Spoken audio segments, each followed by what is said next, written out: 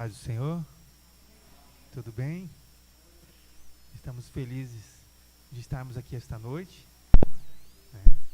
Cumprimento os amados irmãos e irmãs com a paz de nosso Senhor Jesus, agradecendo imensamente o convite que nos foi feito pelo nosso amigo pastor Antônio Carlos, pela pastora Sandra, que nos deu a liberdade, né, de trazer uma mensagem, apenas dizendo que haveria o aniversário e que o tema está naquela palavra que o Senhor nos deixou, naquela parábola que devemos ouvir a palavra do Senhor e esquecer, ouvir, guardar e praticar.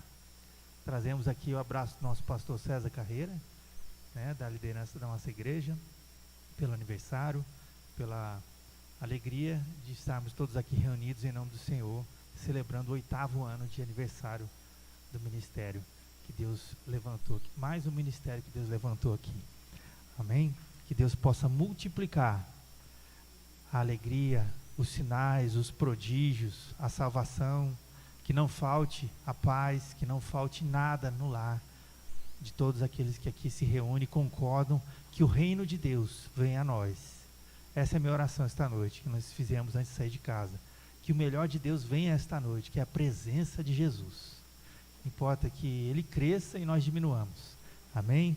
Neste lugar, em nome de Jesus. Eu gostaria de convidar a amada igreja a abrirmos a palavra de nosso Senhor Jesus Cristo, que está ali no capítulo 9 de Mateus.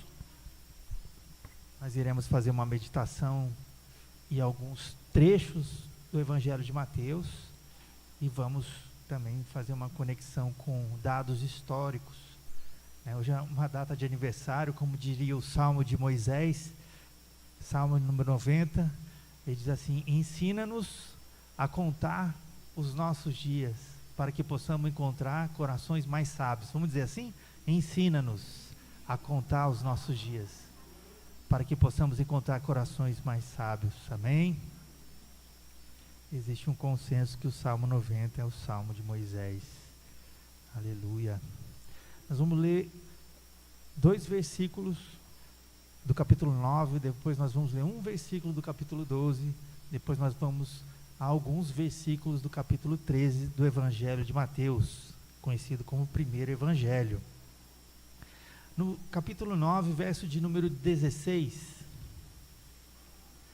diz assim: ninguém põe remendo de pano novo em roupa velha, pois o remendo rompe a roupa e faz-se maior o rasgo. Nem se põe vinho novo em odres velhos, do contrário, rompem-se os odres, derrama-se o vinho e os odres se estragam. Mas põe-se o vinho novo em odres novos e ambos se conservam. Capítulo 12 do primeiro Evangelho, verso de número 1, diz assim: naquele tempo passou Jesus pelos campos de cereal em dia de sábado. Agora nós vamos ao capítulo 13, que diz assim, capítulo 13 de Mateus diz: naquele mesmo dia Jesus saiu de casa. Diga, naquele mesmo dia. Jesus saiu de casa e assentou-se à beira-mar. Agora nós vamos ao verso de número 13. Por isso lhes falo por parábolas, porque eles vendo não veem, ouvindo não ouvem nem compreendem. Verso 18 em diante diz: escutai vós, pois, a parábola do semeador. Ouvindo alguém a palavra do reino e não entendendo, vem o maligno e arranca o que lhe foi semeado do coração. Esse é o que foi semeado à beira do caminho. O que foi semeado em terreno pedregoso é o que ouve a palavra e a recebe imediatamente com alegria, mas não tem raiz em si mesmo, antes é de pouca duração. Chegada a angústia e a perseguição por causa da palavra, logo a abandona. O que foi semeado entre espinhos é o que ouve a palavra, mas as preocupações deste mundo e a sedução das riquezas sufocam a palavra e ela fica infrutífera. Entretanto, o que foi semeado em boa terra, diga boa terra, é o que ouve a palavra e a compreende, Ele dá fruto e produz a 100, a 60 e a 30 por um. Vamos ler juntos o verso de número 23. Entretanto, o que foi semeado em boa terra é o que ouve a palavra e a compreende. Ele dá fruto e produz a 60 e... Amém. Senhor, essa é a tua palavra, nós oramos para que possamos ser usados pelo Espírito Santo nesta noite festiva, nessa hora de celebração ao teu nome, Senhor, nessa hora de celebração ao cumprimento de muitas profecias, Senhor. Oh Deus amado, inúmeras profecias, oh Deus, se cumpre nesta hora, Senhor. Deus, a tua palavra diz que onde estiverem 2 ou 3 reunidos em seu nome, aí tu estás. Então a ti seja o nosso louvor, a nossa honra e adoração por esse momento, e seja o Senhor bem-vindo. Tenha liberdade, Senhor, em nosso meio para nos falar, para repreender o que não vier de ti, e para transformar e salvar, transformando este lugar no teu reinado, Senhor, transformando as nossas vidas, oh Deus amado, em verdadeira boa terra, que a semente venha a ser plantada esta noite, oh Deus, venha a ser regada a cada dia mais, para que possamos dar frutos na tua presença, em nome de Jesus, amém. Amém, muito obrigado, podemos assentar. A reverência à palavra do Senhor, amém? Quantos profetas recebiam, veio a mim a palavra do Senhor. Nós conhecemos no Antigo Testamento várias situações assim, até que um dia o próprio Senhor se manifestou entre nós. Ele mesmo é a palavra, Ele mesmo é a semente. Hoje nós temos o Espírito, como diz ali em João, capítulo 16, versículo de número 13, Ele virá, Ele não falará de si mesmo, mas falará das coisas que Ele conhece, e Ele estará conosco todos os dias, disse o Senhor Jesus, até a consumação dos séculos. Existem muitas coisas que aconteceram para que esta palavra chegasse até nós.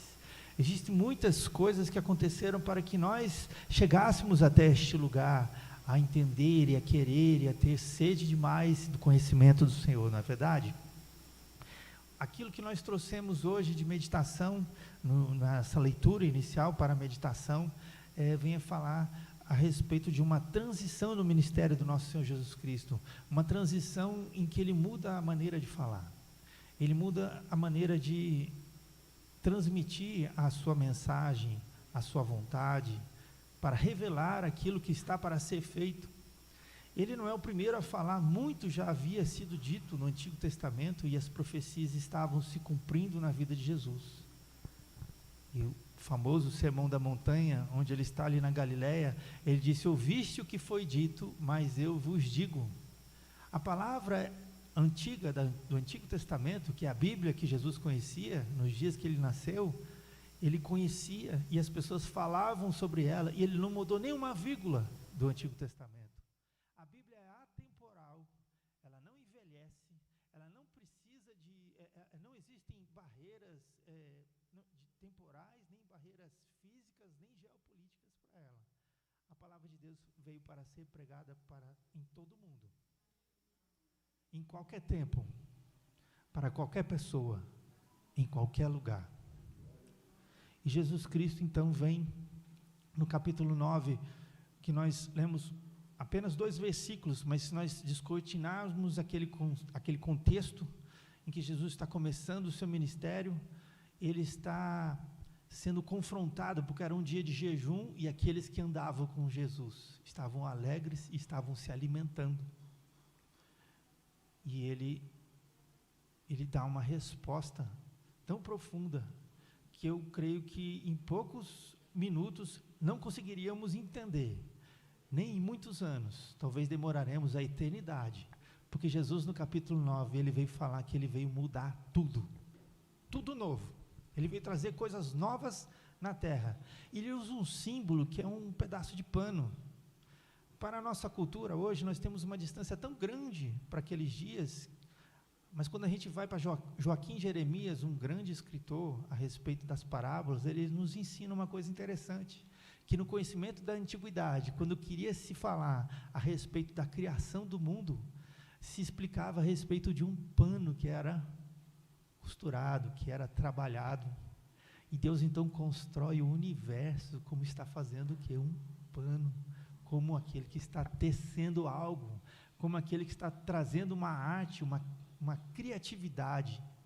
E aquele pano então é desenrolado. Em Isaías 40 nós temos um versículo que fala a respeito dessa transformação que Deus faz nas coisas que são criadas, que são tão pequenas para Ele, mas para nós são gigantescas, né? Ele chama em Isaías 40 todas as nações como uma gota de água, como o pó miúdo da balança, como um nada. E nós tentarmos alcançar o início da criação de Deus, e Jesus vai falar no início do seu ministério, ele vai trazer essa ilustração. Você pega um pedaço de pano velho e mistura com um pedaço de pano novo, você está estragando o material. Jesus está falando, eu estou trazendo algo novo. E esse algo novo, se a gente fizer uma interpretação com o que está em Isaías 66, o profeta vai escrever que novos céus e nova terra estarão sendo preparados, os elementos todos serão consumidos como fogo. A chegada de Jesus na terra, então, vai mexer com a mentalidade daquelas pessoas, mexe com a nossa, quando a gente tenta compreender o que Jesus está querendo dizer com o pano novo, com o remendo. Ele veio trazer algo muito novo. Ele também fala do vinho. O vinho, quando está nos odres, eles vão sendo contaminados com o tempo. Ele não quer trazer o vinho novo e colocar num odre antigo. Assim como ele não quer trazer a sua presença, que é valiosíssima, que é o Espírito Santo, para nós, se nós estivermos com a nossa mentalidade antiga, com a vida de pecado. Não, ele quer o quê? A transformação humana. Ele vai ser confrontado nos evangelhos, por pessoas que estão com uma mentalidade antiga, mentalidade ultrapassada, uma mentalidade pesada, opressiva, que humilhava as pessoas e condenava inocentes, trazendo regras quase que impossíveis de serem cumpridas, até que no capítulo 12 e no capítulo 13 nós vamos ver o dia agitado. Diga, dia agitado. Não que os dias com Jesus não fossem cheios de novidade, cheios de milagres, e cheio de curas, e cheio de palavras, cheio de informação, não, mas o dia do capítulo 12 e o dia do capítulo 13 é o mesmo dia, e muitas coisas acontecem. Então vamos vendo que ele vai sendo cada vez mais confrontado, e o tempo de popularidade de Jesus vai se tornando num tempo em que ele vai ser confrontado, e vão tentar armar para que ele seja assassinado. Olha que interessante, em Mateus 12, 1, ele está com fome, e seus discípulos estão o quê? Colhendo espigas, estão comendo no sábado. E quem está perto dele? Os seus inimigos, estão dizendo, no sábado? E Jesus precisa confrontar com argumentos, aqueles homens, lembrando eles que Davi um dia esteve com fome, e ele comeu o pão da proposição. E aí ele fala de si mesmo, eu sou maior que o templo, e eu estou com fome.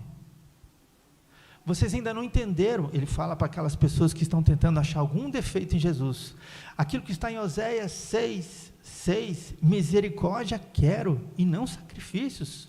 Assim, com essa forma de ver, de tentar achar defeito em mim, vocês estão querendo condenar pessoas inocentes. Cuidado com a injustiça.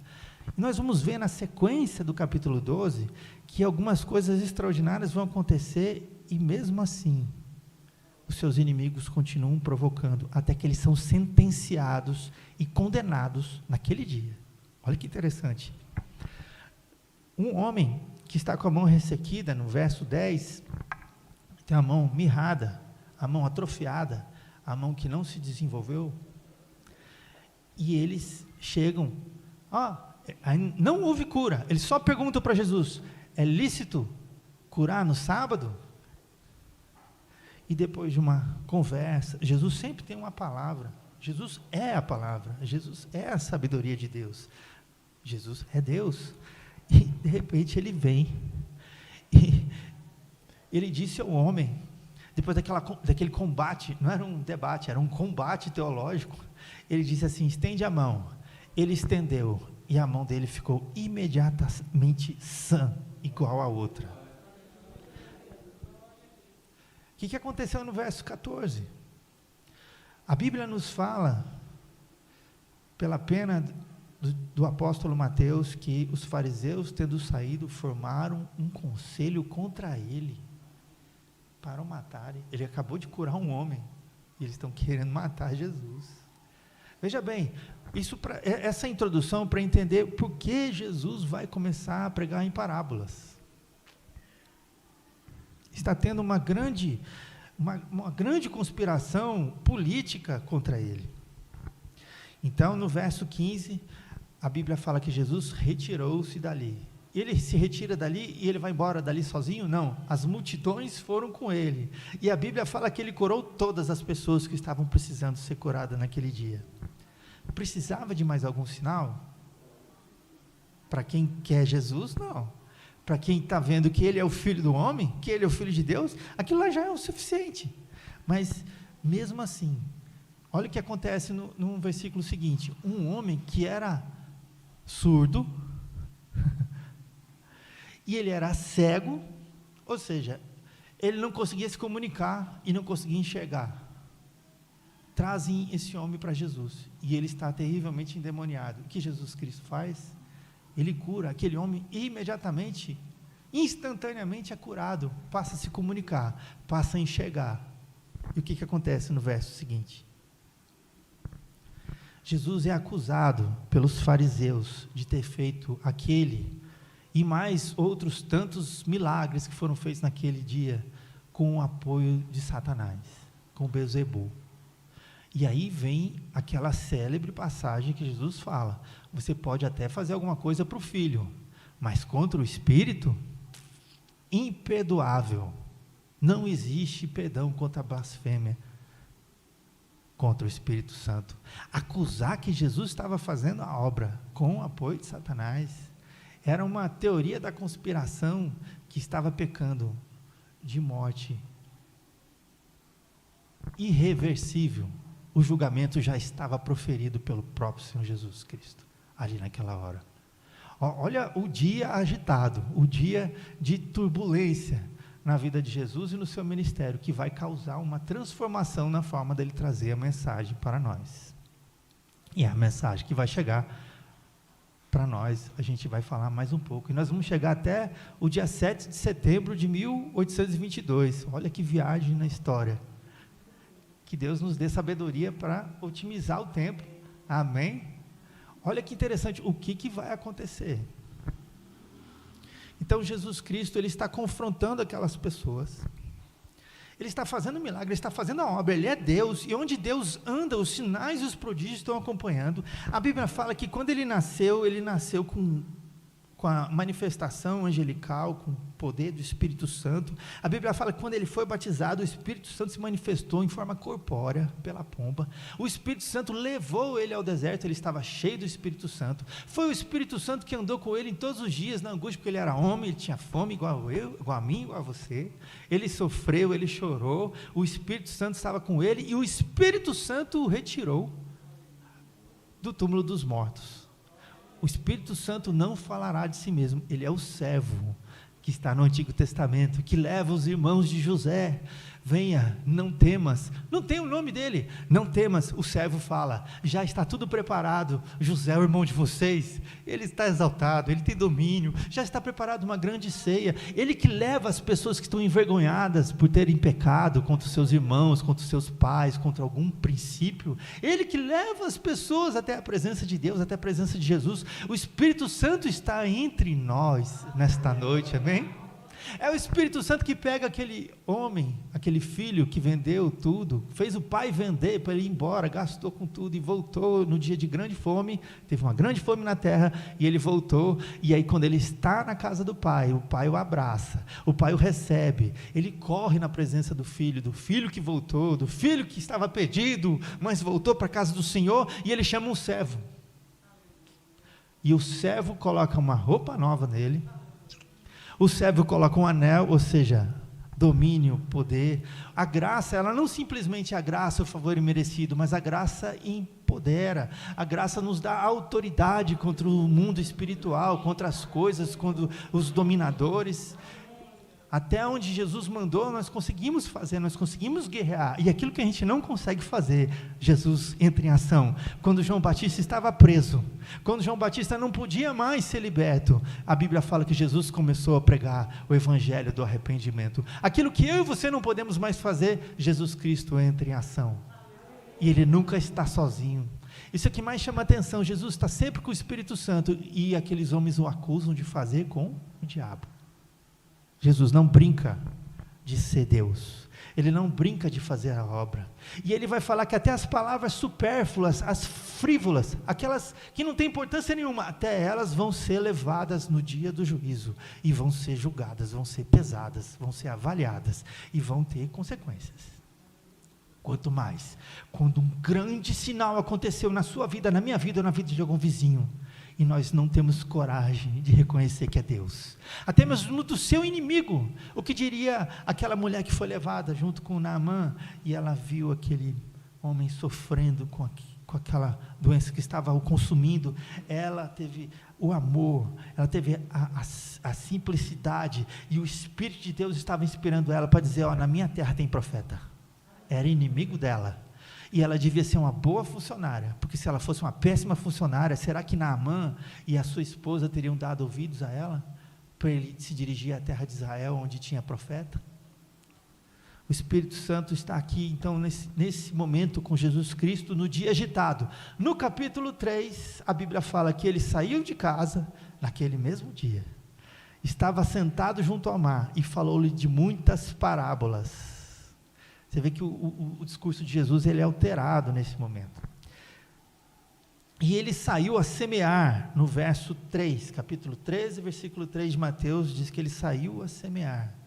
Quando alguém vai semear, para quem mora na região rural, isso é um assunto comum, não tem nada de extraordinário. Para nós que andamos no asfalto, que andamos eu já morei em terra que era areião, atolava, todo mundo plantava naquela região, chovia regularmente, era terrível. Eu falei: agora eu dou valor ao asfalto. Mas entendeu? Ele está falando de um assunto muito comum para as pessoas, que é a semeadura. E todo mundo sabe no meio rural que quando você tem uma semente, você precisa jogar ela em todo o território. Olha a revelação que Deus nos traz esta noite. Qual é o local de semeadura da palavra de Deus? É a região da Galileia? Só? Pérea?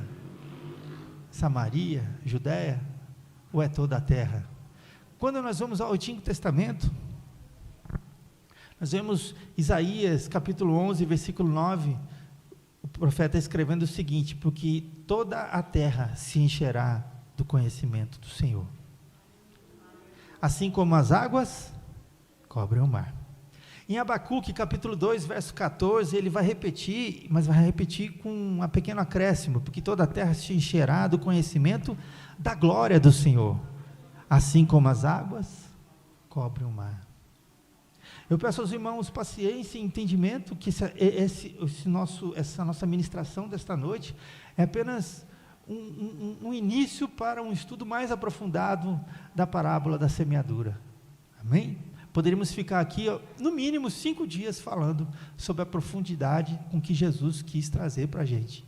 Mas é interessante a gente calcular que o Senhor Jesus, ele está falando na sua palavra que é atemporal, sobre algo que já estava previsto no livro de Isaías, por volta do ano de 700 a.C., e por volta de 90 anos depois, Abacuque vai proferir novamente, em meio a dificuldades, em meio a transições geopolíticas, em meio a ascensão e derribada de reinos, que um dia toda a terra se encheria do conhecimento de Deus, assim como as águas cobrem o mar.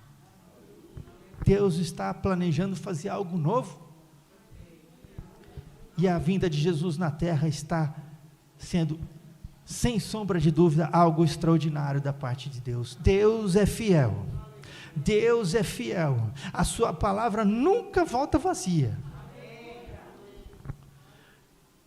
Paulo, quando escreve aos Gálatas, uma das primeiras cartas escritas por ele, sabe-se que talvez ele tenha escrito a primeira carta aos Tessalonicenses, mas ele vai escrever aos Gálatas, dando duras repreensões, dizendo: na plenitude dos tempos, sob a lei, Deus enviou o seu Filho, nascido de mulher. Sob a lei, na plenitude dos tempos, Deus está trabalhando no relógio da humanidade. Deus é o construtor da história, das nossas famílias, das nossas vidas. Ele que nos planejou, Ele é o pavimentador do destino da história das nações. Ele é o romancista que escreveu a grande carta de amor que está nos evangelhos, porque Deus amou o mundo, e na plenitude dos tempos enviou o seu Filho. E quando Jesus vem ao final dos evangelhos, ele fala: ide, portanto, fazei discípulos de quê? Só de Jerusalém, ali nas regiões circunvizinhas, vai até a Galileia no máximo e para por ali? Não, porque o Antigo e o Novo Testamento são uníssonos, o sentido é igual, Deus não muda de ideia. Quando nós vemos no Novo Testamento, escrita no seguinte sentido, que ele habita na luz inacessível, né? E que ele não há mudança nem sombra de variação. Os planos de Deus, eles não mudam, a lei de Deus não muda. E ele fala: fazei discípulos de todas as nações. Em Daniel, veja bem, nós estamos falando da palavra da semeadura. Em Daniel, a palavra de Deus, no capítulo 12, verso 4, nos diz que muitos correrão de uma parte para outra, e o conhecimento se multiplicará. Estamos acompanhando? Nós estamos identificando qual é a seara, qual é o campo em que o Senhor Jesus tem plantado, está plantando, onde Ele plantou essa igreja, no coração deste homem, dessa mulher, no coração de cada um que está sentado aqui, existe uma semente plantada no seu coração. E o que nós vamos fazer com essa semente? Nós vemos que a Bíblia de Jesus é o Antigo Testamento, quando Ele nasceu, há mais de 2000 anos atrás. Tiago escreveu o primeiro texto do Novo Testamento em 62 depois de Cristo. Apocalipse, eu não sei se os irmãos da mídia estão preparados, já eu vou pedir, por favor, para o irmão colocar uma Bíblia de Gutenberg. Quem conhece Gutenberg? Johannes Gutenberg. Já vamos falar dele. Vamos falar também de Mary Jones, uma menina de 8 anos de idade, que se apaixonou pela ideia de ter uma Bíblia. E você não sabe quanto tempo ela trabalhou, e quantos quilômetros ela andou, para conseguir uma Bíblia. Apocalipse, 96 depois de Cristo, tinha um homem chamado João, o ancião, confinado na ilha de Patmos. Ele estava condenado para morrer de solidão, e Jesus se manifesta: eu sou, eu estou, eu vivo, tenho nas minhas mãos a chave da morte e do inferno. Ele é aquele que tem os 7 castiçais, os 7, né, nas 7 igrejas. Ele é aquele que tem o domínio, porque eram 7 igrejas, mas é simbólico, é ele que está em todas as igrejas, é porque são as 7 igrejas que vão ser escritas as cartas, mas Jesus está falando: eu sou onipresente, eu fui morto, mas eu revivi, agora a morte não tem mais vez sobre mim. Você está sozinho? Você está aprisionado? Mas eu estou em todos os lugares. Onde o homem não pensa, eu estou lá também. E aí, nós vamos pular, pode colocar na TV, por gentileza? Nós vamos dar um salto para o ano de 1455, aproximadamente, porque foram feitas várias Bíblias. Algumas têm anotação, outras não, na data que ela terminou. Muitas foram feitas em dois volumes. Johannes Gutenberg, um alemão, ele desenvolveu um método chinês de impressão de livros com seus tipos móveis. Era um cara inteligentíssimo. E aí o primeiro livro publicado na era da publicação em massa foi a Palavra de Deus, foi a Bíblia. No latim, é a famosa Bíblia de 42 linhas, ele colocava os tipos, já tinha tinta, já tinha papel, ele pensou, Deus colocou o camarada para pensar: espera aí, eu vou fazer todas as páginas, então cada hora eu faço, imprimo um monte, depois eu faço outra. Ele imprimiu, se eu não me engano, 200 ou 150 Bíblias. O primeiro livro a ser impresso nesse método em massa foi a Palavra de Deus. Algumas pessoas zombam e até ignoram a importância da palavra de Deus. Você sabia disso? Você sabia que Voltaire, nos seus dias, lá nos dias da Revolução Francesa, ele falou assim aos cristãos, até ele acreditava na presença de Deus, na existência de Deus, mas não acreditava que Deus fosse interferir tanto assim na história, porque ele não lia, porque ele então estava faltando algum conhecimento na mente dele. Ele diz, em 100 anos, o cristianismo está extinto. A casa dele se tornou um lugar de imprensa de Bíblia, de uma sociedade bíblica na Europa. Foram impressos milhões de Bíblias naquele local. Deus, ele tem então o propósito de semear a palavra dele aonde? Em toda a terra. Na minha casa a Bíblia chegou, na sua casa, pastor, a Bíblia chegou, na casa de alguém está chegando, é pela televisão, é pelo computador, é pelo celular, de alguma forma a palavra de Deus está chegando, assim como as águas cobrem o mar. O conhecimento de Deus está enchendo toda a terra, o conhecimento da glória de Deus, não haverá desculpas naquele dia. Nós vamos dar um salto de alguns anos, depois que Gutenberg, ele imprime essa Bíblia, houve um estímulo à tradução e publicação da palavra de Deus. Em 1962, a Bíblia vai ser publicada em alemão, em italiano, em 1474, em tcheco, 1477, holandês no mesmo ano, francês, 1478, veja bem, o Brasil nem foi descoberto ainda, espanhol, 1490, russo, 1491, no idioma sérvio, 1495, e 1500, Cabral chega ao litoral brasileiro. Martinho Lutero ainda vai enfrentar a igreja romana em 1517, o Brasil ainda estava com as suas 96 teses. Inácio de Loyola, usado para fazer a contra-reforma da Igreja Católica, ele, depois de um acidente, era um militar, gostava de andar com cavalaria, um cara extremamente talhado para ir em campos de batalha. Ele não vai ter outro livro para ler no local onde ele está hospedado, se recuperando das 2 fraturas que ele sofreu, nas várias fraturas que ele sofreu em 2 pernas. Ele vai ler histórias sobre a vida de Jesus, que tem ali impresso, e ele vai ler alguma coisa a respeito de heróis da fé que teve até o seu tempo, e ele vai convencer alguns amigos em Paris, que ele era um espanhol. Em Paris, mais tarde, ele vai convencê-lo, por volta do ano de 1534, que eles deveriam se dedicar a pregar o Evangelho. Hoje, o Papa dos dias de hoje, lá no Vaticano, é da mesma ordem, a ordem dos jesuítas.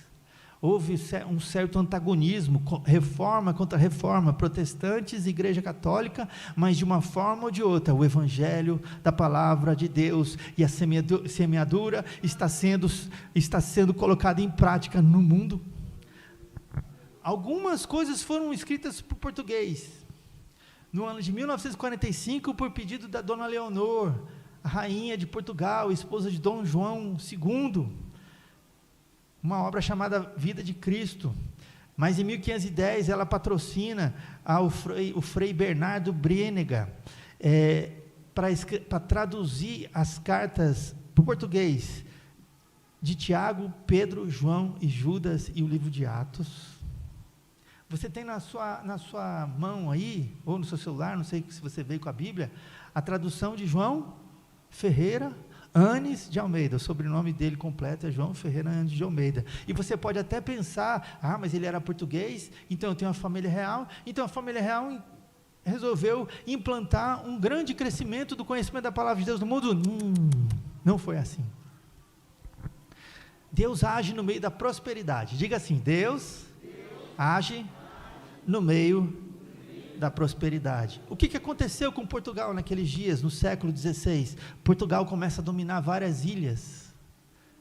Nas Índias Orientais, o sul da Índia é dominado. E quando eu domino, eu faço o quê? Eu coloco colônias ali, eu coloco o domínio real, o português estava sobre as colônias, e eu coloco o idioma.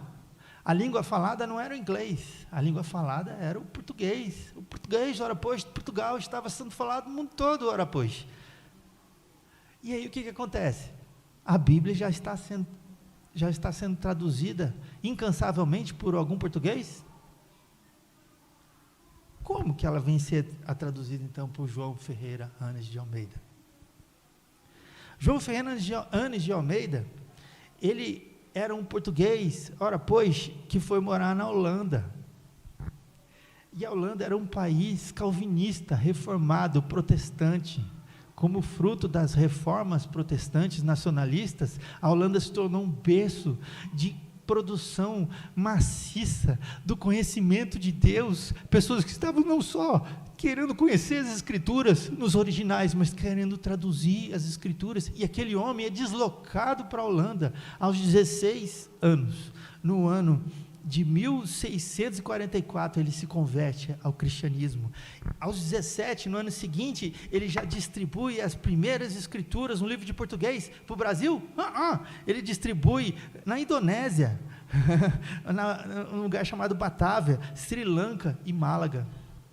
Com 29 anos, ele se torna pastor, já casado, e vai ser ministro da palavra numa dessas ilhas dominadas pelos portugueses. Mas, peraí, como é que os portugueses eram tão dominadores? O que aconteceu? Deus prosperou a Holanda de tal forma, que a Holanda passou a ter, no século 17, a maior frota de navios do mundo.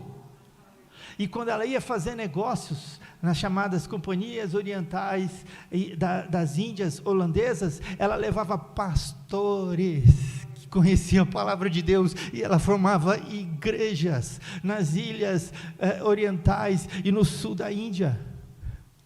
Deus está cumprindo a sua palavra naqueles dias, Deus está cumprindo a sua palavra nesses dias também. Por que não?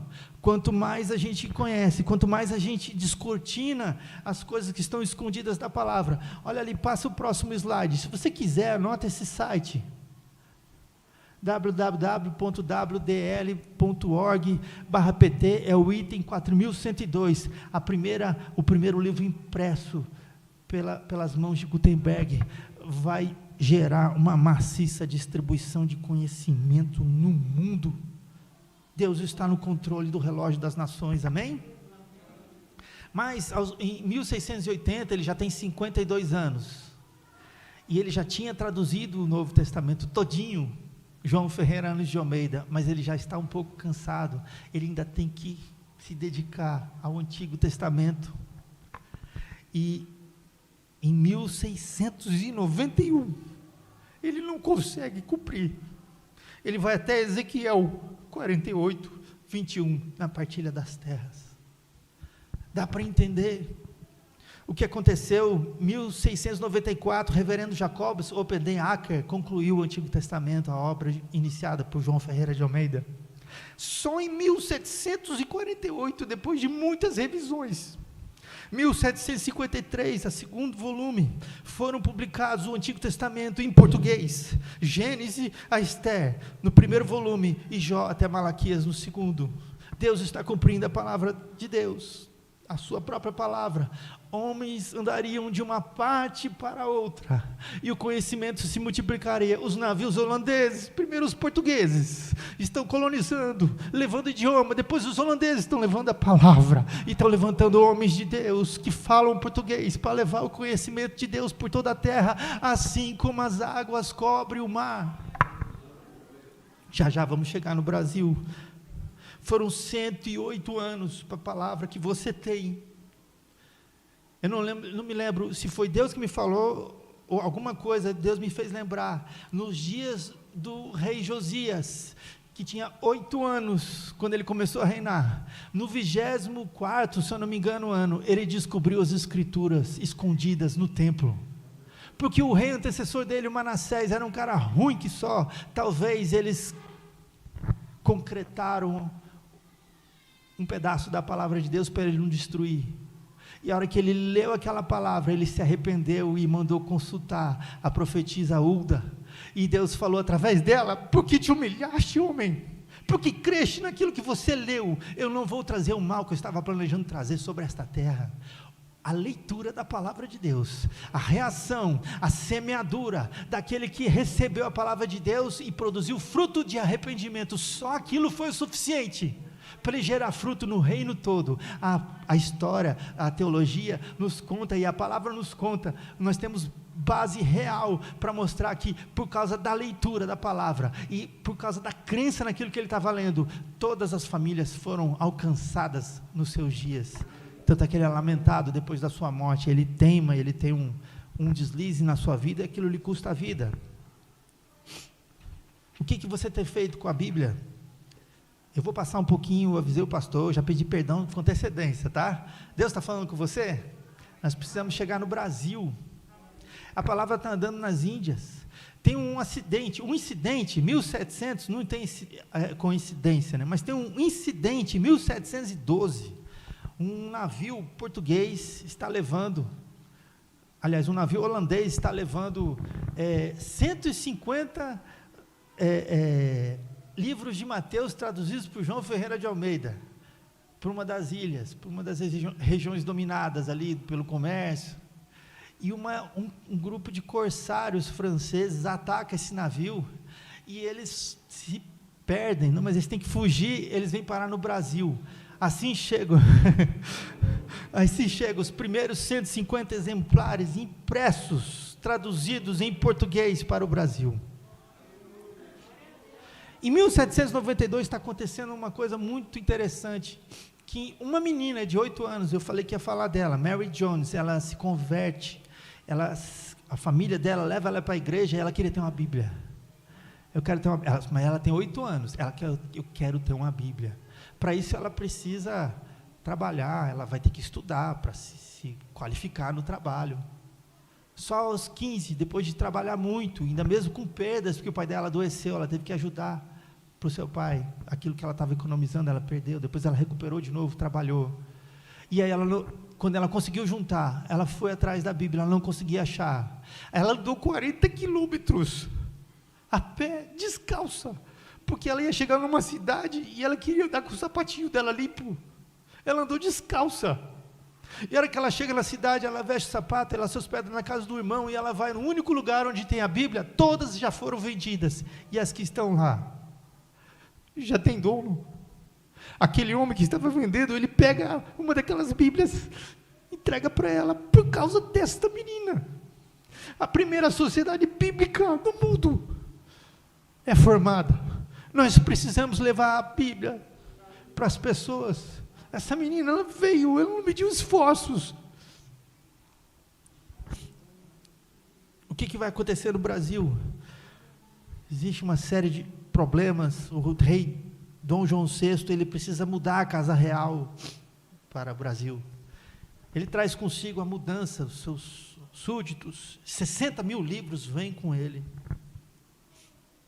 A Bíblia eu creio que não estava com ele, né?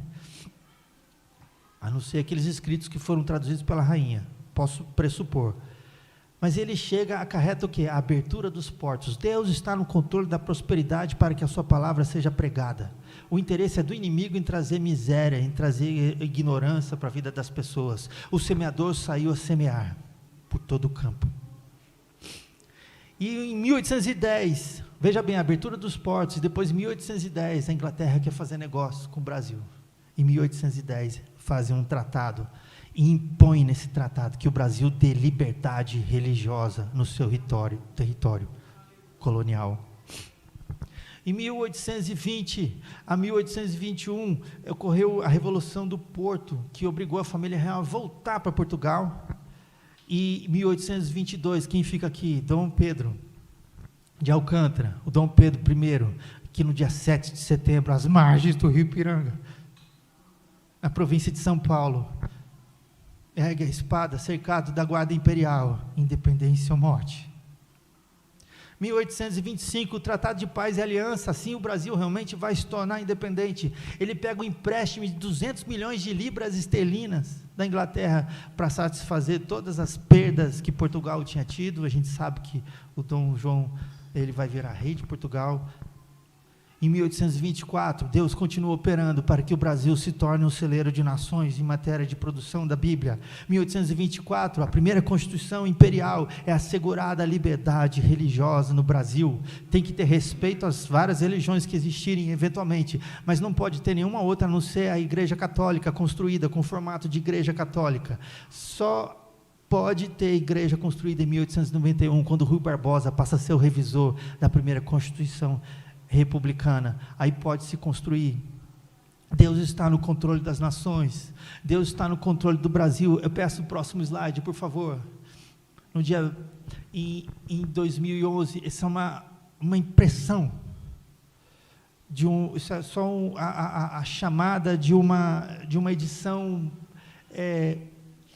jornalística da revista Isto É, do ano de 2011. No ano de 2011, no dia 26 ou 25 de maio, o Brasil, ele é o maior produtor de Bíblia do mundo. Nesse dia, foi impressa a Bíblia de número 100 milhões, a 100ª milionésima Bíblia foi produzida neste lugar. O Brasil é o maior exportador de Bíblia do mundo. A cada 3 segundos, um exemplar de Bíblia é produzido, 30 a 40 mil. Em 2011, haverá de chegar um dia, igreja, que o Brasil vai ser realmente reconhecido por nós mesmos, não pelos esportes ou pelas festas, pela alegria que o povo tem, mas por ser o povo que trabalha, que Deus usa, que para levar o Evangelho, para se cumprir a palavra, e o conhecimento de Deus será alcançado em todos os territórios do mundo. Assim como as águas cobrem o mar. E o que você e eu fazemos com a Bíblia? Eu falei que era uma palavra só introdutória. O que eu tenho falado para minha esposa? Está acontecendo tanta coisa no cenário político, econômico, pandemia, não sei o quê. O que Jesus tem cobrado de mim e de você? Aquele que me ama. Aqui não tem imagens.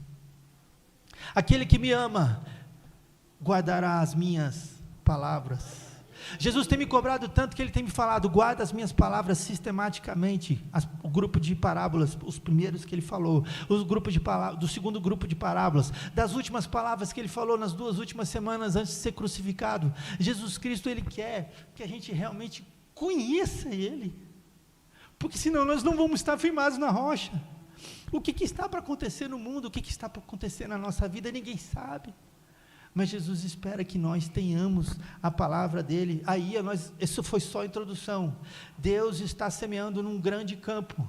Existem caminhos. Que caminhos são esses? Nesse grande campo. Já estou caminhando para o final, pastor. Esse grande campo, ele não é dividido por cerca, ele é dividido por caminho. E no caminho você passa, de tanto passar, de tanto andar ali, ele endurece. É uma terra que quase que praticamente se solidificou, se asfaltou, cai semente ali, não cai? E aquela semente que cai ali, ela não vai atingir o solo na profundidade necessária para ela morrer, e para ela produzir raízes primeiro, para ela produzir o que? Hidratação, alimentação, tudo que ela precisa para crescer. Mas o Senhor Jesus, na hora de explicar essa parábola, ele vai dizer que as pessoas que são aquelas cujo coração está endurecido, veja bem, nós acabamos de passar em Mateus 2, que fala homens que estão perseguindo Jesus, mesmo ele fazendo milagres, a ponto de depois que aquele homem surdo e cego é curado, um fariseu fala assim, tem algum sinal para nos mostrar? Que mais que nós precisamos? A palavra de Deus já chegou até nós, os milagres já são conhecidos, qual é mais alguma coisa que nós estamos precisando de prova? Não tem mais desculpas. Então o terreno pisado, o terreno é à beira do caminho, é o terreno que não cai, e Jesus compara aqueles que receberam a palavra e não compreenderam, e o diabo vem e rouba, são os animais, as aves do céu que vêm e comem. Não dá para disputar com a ave comendo grão no chão, você já viu? Elas comem tudo até não sobrar mais nada. E assim, é interessante, essa palavra eu li quando era novinho, e já quero alertar, para concluir, eu fiquei muito triste, porque eu demorei para entender a importância do Evangelho, ainda não entendo como eu acho que ele deve ser conhecido. Eu falei, Senhor, eu estou nessa, eu não estou entendendo, eu estou lendo, não estou entendendo. Não se desespere, os discípulos passaram por todas as etapas, eles não entenderam. Até quando estarei convosco? Pratica um milagre, multiplica, a multidão é grande, são 5.000 pessoas, homens, sem contar as mulheres, as crianças, os idosos, sobram 12 cestos, mais à frente ele faz um milagre, eram menos itens, antes era 5 pães e 2 peixinhos, agora já eram 7, se não me engano 7 pães e alguns peixinhos, eram mais itens, a multidão era menor, eram 4.000 homens, e sobra menos cestos, sobra 7, a impressão que a gente pode tirar dessa palavra, é que Deus vai fazendo um milagre, mas a nossa incredulidade, a nossa falta de compreensão, geram uma advertência de Jesus para a nossa parte. Vocês não entenderam ainda? Eles estavam tão perturbados com a perseguição que eles deixam os pães e vão, atravessam o lago, e ele fala, esquecemos, vocês não entenderam ainda? Então os discípulos passaram por essa etapa. E como que nós vamos nos condenar no início da nossa caminhada cristã, se nós às vezes nem vimos uma pessoa sendo ressurreta, sendo ressurgida dos mortos? Não vimos a ninguém que estava morto levantar e começar a falar de novo, ou alguém que não tinha um braço, de repente agora já tem, alguém que estava morrendo, e os médicos chegam, não sabemos o que está acontecendo. Não, Jesus Cristo, Ele não veio para esmagar a cana quebrada, aquela flautinha que não dá mais para tocar. Ele não destrói, nem o pavio que fumega. Ele não é assim. E veja bem, é muito profundo esse estudo, não é verdade, pastor? E o segundo lugar é o lugar de pedregais. Jesus não está trabalhando no campo em que ele é relaxado. O pedregal não é um lugar cheio de pedra embaixo, que faz com que o solo se torne curtinho, de 20 centímetros, onde o arado não pegou, e aí a semente vai cair, ela logo produz o que? Folhas. E quem é agricultor experiente sabe que já ela vai morrer, porque ela não se aprofundou. O crescimento espiritual é com o tempo. Às vezes a pessoa já quer aparecer. Paulo demorou quase que 14 a 17 anos para depois começar a andar com Barnabé em Jerusalém, e depois para escrever a carta. Quantos anos? Não se cobre, cuidado, não nos cobremos, mas nos cobremos sim, porque a palavra ela chegou até nós. Não podemos nos distrair, não podemos perder o alvo. Então, nos pedregais, ela não resiste. Por quê? O que tem nos pedregais? Jesus, ele compara os pedregais aos momentos de angústia e perseguição por causa da palavra. São os momentos de tribulação e perseguição. Pergunta para os discípulos, onde vocês estavam escondidos quando Jesus foi preso? Cadê? Só tem João. Eles passaram pelo momento de angústia. É como se a palavra tivesse crescido naqueles 3 anos, e naquele momento viram que não tinha raiz, que não tinha como produzir fruto, eles não estavam prontos. E depois daqueles momentos, nós vamos ir para os próximos, a próxima ilustração. Jesus foi abandonado ali, né? As pessoas que estão na ilustração dos pedregais, ela não se desenvolve e ela abandona a palavra de Deus. Nos espinhos, os espinhos eles crescem mais rápido que a planta que Jesus está querendo que nasça. Então ele sufoca, ele atrapalha, ele tira o sol, impede o crescimento. E o que Jesus fala? A palavra de Deus é atemporal, lembre-te disso, atemporal. Ela serve para onde nós estamos hoje. Os cuidados deste mundo e a sedução das riquezas sufocam a palavra. Se nós estamos trazendo para nós o evangelho dentro de um ambiente em que nós estamos querendo ganhar o mundo, conquistar o mundo, cuidado. Nós vamos conquistar o mundo, mas é pela palavra, pela diligência, como servos bons e fiéis, senão ela fica infrutífera. A preocupação desta vida é o engano das riquezas. Que diria o filho pródigo? Achou que ia ser feliz, que ia ter um monte de amigo. Um dia tudo se escapou da mão dele, e ele teve que voltar para o Senhor. Aí ele se tornou boa terra. Há pessoas que pedem tudo, e Deus devolve tudo de novo. Porque o propósito de Deus qual é? O propósito de Deus é testar o que há em nosso coração. Não há mais tempo para a gente continuar essa meditação. Eu queria deixar aqui para fechar. Quando o filho pródigo volta, ele encontra um outro filho perdido.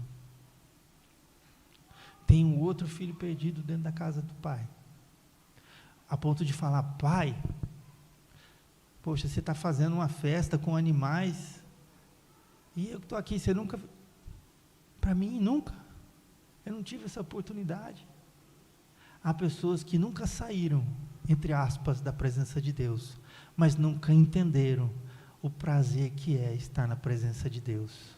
E aí a gente volta sempre para as palavras de Jesus. Se as minhas palavras estiverem em vós, não é se os meus bens, os deleites estiverem satisfazendo o seu coração, é se as minhas palavras estiverem em vós, e vós estiveres em mim.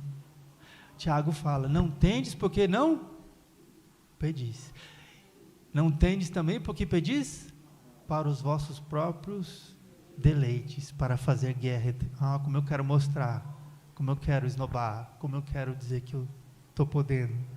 Não, Jesus Cristo nos chama a conhecer a simplicidade e a grandiosidade da sua palavra. Aí ele diz assim: então, se as minhas palavras estiverem em vós, e vós estivereis em mim, tudo o que pedires ao Pai vos será feito. E pedi para que a vossa alegria seja completa. Nós saímos, veja bem, nós saímos do livro das parábolas e fomos para o Evangelho de João, onde não há milagres encenados, espelhados, apresentados, e não há parábolas. As palavras começam a ser faladas de forma clara e direta: sereis meus discípulos se vos amares uns aos outros. É o português claro, é o português, é o grego, é o hebraico, na língua que for, a palavra de Deus é atemporal, e toda a terra está cheia dela. Onde estão sendo cumpridos os princípios de Jesus, o seu reino está sendo estabelecido. E pode vir as águas, pode vir as chuvas, que são repentinas, mas aquela casa não cairá. Amém. Que o Senhor continue abençoando, pastor, a sua vida, acrescentando anos com saúde plena, com a alegria do Espírito Santo, com a palavra de Deus em abundância, porque a obra que Deus começou na sua vida há de ser cumprida até o dia de Cristo. Amém? Paulo falou: eu já cheguei até aqui, é lucro o que eu estou fazendo aqui. Deus, a gente não sabe o dia de amanhã. Ele falou assim: não sabemos o dia de amanhã, não podemos presumir, mas enquanto estamos na terra, somos a palavra de Deus ambulante, porque nós, como Paulo falou, nós somos cartas vivas, e que esse ministério desse casal, que esse ministério dessa família sacerdotal que está aqui, dessa família de adoradores que está aqui, dessa família de missionários, dessa família de pregadores, venha gerar frutos de 1 para 100, de 1 para 60, de 1 para 30, mas eu quero profetizar em nome de Jesus que vai ser de 1 para 100, se você investiu 1, Deus vai devolver 100 vezes mais, em oração você investiu, em tempo você investiu, a obra de Deus, como Paulo escreve lá em 1 Coríntios capítulo 15, sede firmes e abundantes em toda a obra, porque ela não é vã no Senhor. Amém? Continua nos propósitos de Deus, porque de repente, um dia, ao soar da última trombeta, do último aviso, da última chamada, nós que estivermos vivos seremos transformados, e aqueles que estão mortos serão transformados também.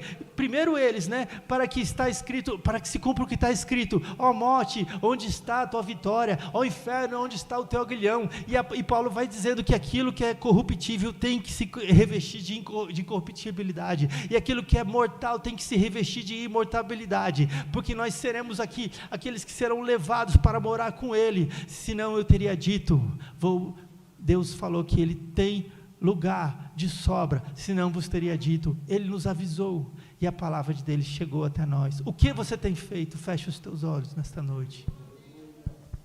O que você tem feito com o conhecimento de Deus? Eu não vou fazer apelo, não combinei com o pastor, mas eu sempre faço um apelo, não de vir na frente. O meu apelo é esse que Deus tem feito para mim. As palavras do Senhor Jesus estão no seu coração.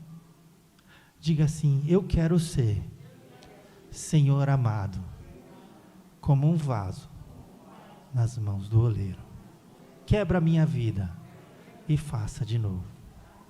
Eu quero ser, Senhor amado, como um vaso nas mãos do oleiro. Quebra a minha vida e faça de novo.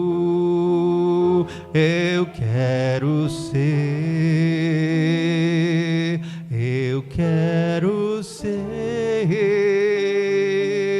um vaso novo. Como tu queres? Vou ficar de pé? Como tu queres,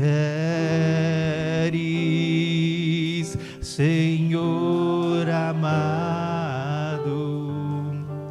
Eu sou o vaso e tu és o oleiro. lembra minha vida e faz-a de novo